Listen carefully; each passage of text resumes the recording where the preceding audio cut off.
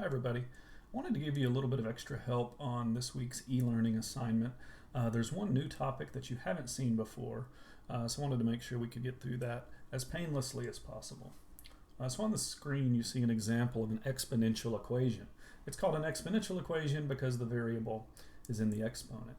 Now, it might seem like this sort of equation would be really difficult to solve, and in fact they do get kind of difficult in later classes, but there's a basic technique that I want to show you now.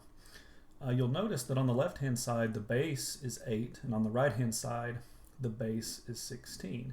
And the key for solving this type of equation is to realize that both 8 and 16 are powers of 2. In fact, we have that 2 raised to the third power gives you 8, while 2 raised to the fourth power gives you 16.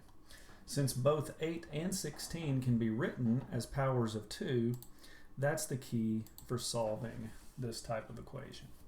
So I'm going to rewrite the left-hand side, and instead of writing the number 8, I'm going to write it as 2 to the third power. Now, I still have the exponent, 2x plus 1, but that's not important for now. On the right-hand side, I'm going to rewrite the 16 as 2 raised to the fourth power, and it still has the exponent x minus 3. Now we're going to use a property of exponents that we've known for a while.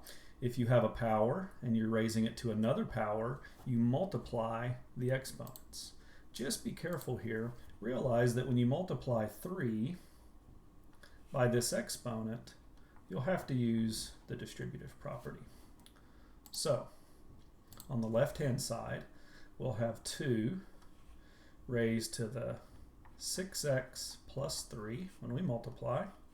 And on the right-hand side, we'll have 2 raised to the 4x minus 12.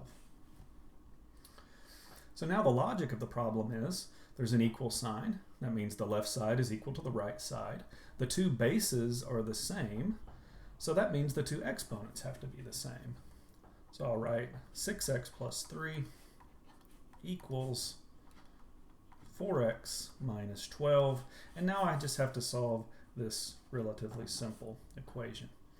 So subtract 4x from both sides. 6x minus 4x is 2x. Subtract 3 from both sides. Negative 12 minus 3 is negative 15. And now divide by 2. 15 divided by 2 is 7.5. So we have negative 7.5, or negative 15 over 2, if you prefer. So this is the most basic technique for solving an exponential equation. And I wanted to make sure you saw this. I also gave you a link to a Khan Academy video which does something very similar. Before I end the video though, let me at least work one step through another type of example that looks like it might be trickier, but in fact it's not. Let's say I have 3 raised to the 5x plus 1 equals 1.